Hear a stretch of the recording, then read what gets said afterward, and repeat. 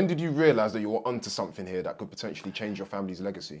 So, believe it or not, on the first 2 or 3, and I was telling family and relatives, this is working. I've raised the money. We've got on a repayment mortgage. In the old days, we didn't just have interest only. It was going down. The property was going up, and I was taking more money than the mortgage. So I was actually making a profit, cash flow. Yep. The debt was going down, and the property was going up in value. And I was telling people, you got to do this. None of them listened to me. Family. Two have got property now. I've helped them on their journey. So cookie cut. If it's working with 1 or working with 2, that's why we went to 12. So when we went to 12, although probably 6 or 8, illness kicks me, bad time, I realised that is the way to grow the business, really. And can you speak to us a little bit more about why you sort of put your attention on high streets? Yeah, and I don't know if we got another photo, but I don't know if we have, because okay, that's a good one. Stay on that one. Yep. And I can't see the year, so if that was 2004 or 2003, the one before, 2012. That was 2012. That's 2012. Yeah. So 2011, on that Sun, and we're on the Telegraph at the same time, Leigh Park was voted the worst performing high street, and the figure here is 36.4%. We actually beat Margate. Leigh Park's better than Margate, everyone, for vacant shops.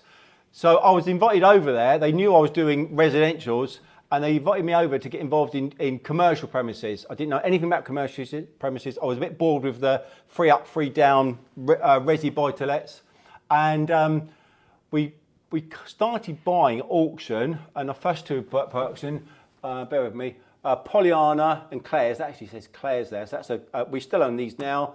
That's now a photography shop, and we own the flats above. So we were buying primarily for residential above that had been empty for 20 or 30 years. Wow. So we bought them 2, and those first 2 purchases were about 80 grand for the lump. So 40 grand, 40 grand, 40 grand, 40 grand. So we bought them. And then the next 2 came up, these 2 come up, and this was although it's got the ASBA there as a charity shop, but it was run as a dentist. Actually, no, it's this one as dentist. There's a side door here. Yeah. So that was the whole dentist, so that wasn't residential above. So we split that, turned that into resi. We were paying about between 60 and 80 for a shop and a flat, little story on this cafe that we own. That was number 36 Park Parade. When we were buying these 2, this came up as well, but we only had the 160 grand to buy them 2.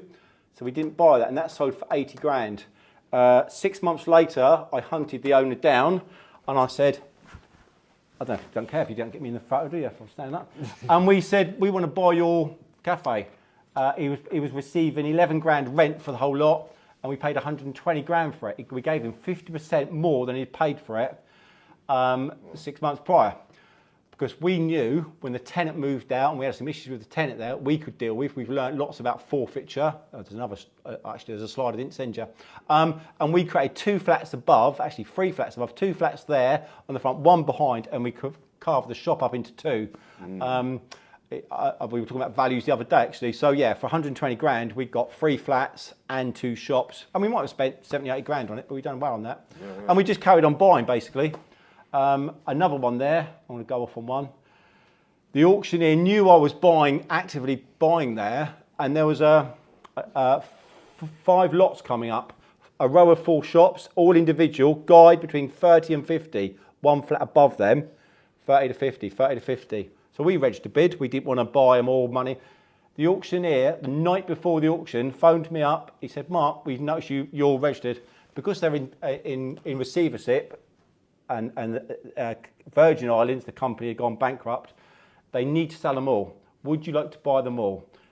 We'll offer it as a new lot, as a one-off before, and people were interested in buying 1 shop, 1 flat, 1 shop. So the night before he phones me out, I said, yeah, we'll bid for the lot. I was the only one that knew this lot was being offered before that. And so at the auction, they went, before we go on to those 5 lots at 30 to 50 grand each, we will offer it as 1 lump sum. Who wants to bid 150? So I bid 150, paid 30 grand in theory. So I got 5 lots for under 50 grand. Within 2 months, we were moving tenants into the shops at 6 to 7 grand each. So getting a 20, 25% return. We generally get 9 to 10 grand on those shops now. We still own them.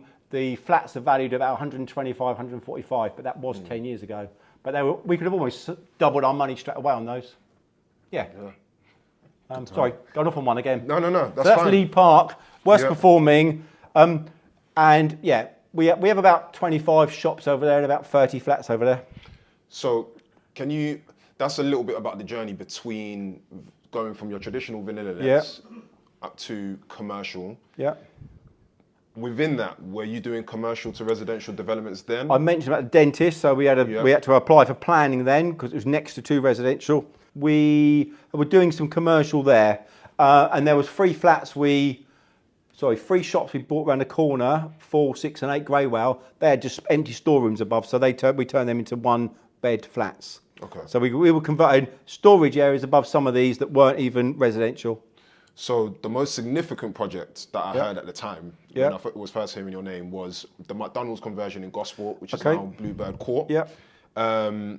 So I understand you secured this deal in 2019. Yeah, pre-COVID, yeah. Brain dead, yeah. Go on. Completed last year.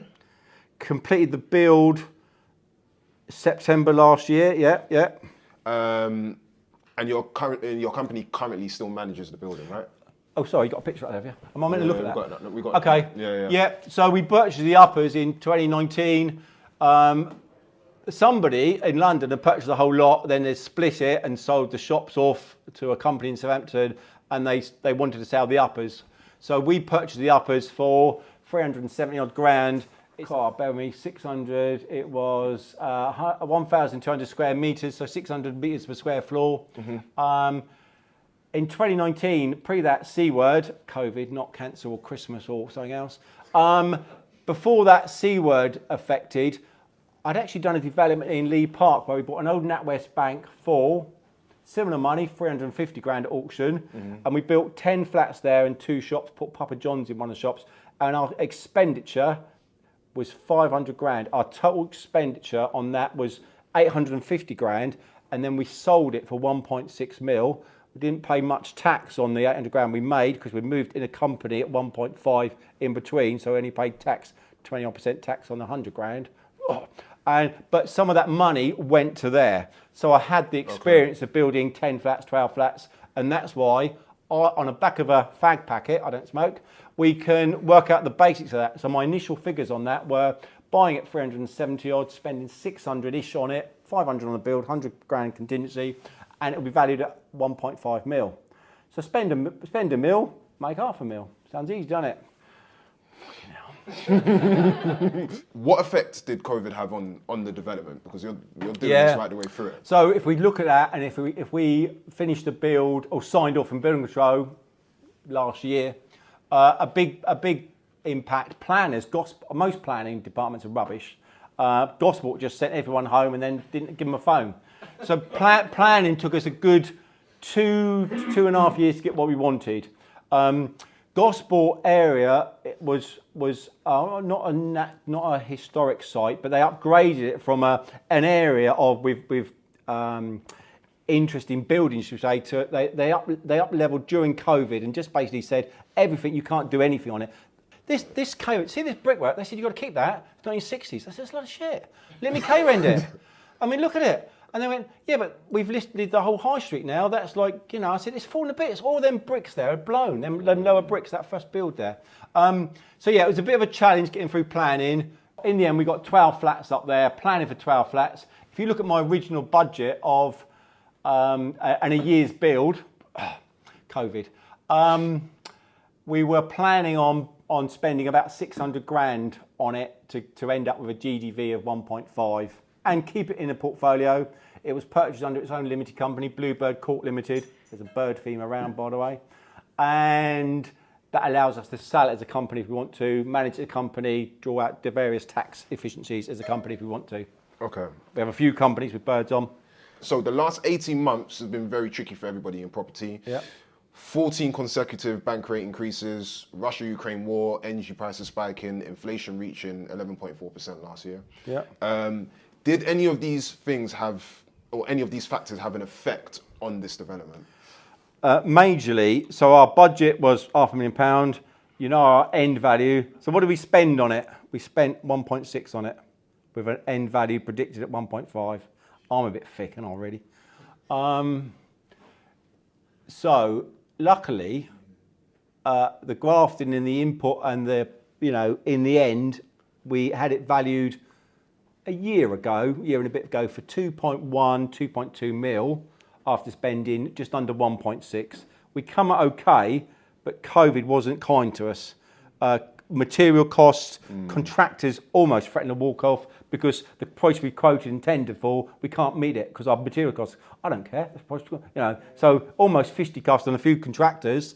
We were lucky because prices went up, but we struggled to get our original build cost. Our build cost of 600 was based on a year before pricing, not during COVID prices. So we had a few challenges on the build. We've done okay. We've raised, factors-wise, Lloyds Bank, we tried to raise with Hampshire Trust Bank. They would have let us 1.3 at 7%. We didn't really want that. We borrowed with Lloyds. We borrowed just over 1.2 mil. Our expenditure is just under 1.6, so we've left 400 grand in there. The rental income of that, which we still own, obviously, we managed, is 156 grand on 12 flats. They're nice big flats in there. So bear with me. I left school thicker, all right, so math. So on our 1.2, it's just under 6%. We pay 72 grand a year, mostly interest only. So therefore we make 80 grand on our 400 grand in there, 20% return. We're okay today, leaving 400 grand in there, knowing we've got a fixed rate with Lloyds, just under 6% for 5 years. We'll review it in 5 years. So I don't mind because of the scheme. Now we could look at it, I'm going on a bit, if we've got 400 grand in there. We haven't. We have got 400 grand of our own money, but the asset's worth 2.1, 2.2. We're expecting a little bit of capital growth over the next 5 years, just a little bit. So we don't care too much. It's okay. It worked out okay, luckily, with a bit of skill, bit of knowledge. Sorry, mate. No, I want to open it up. Has anyone got any questions?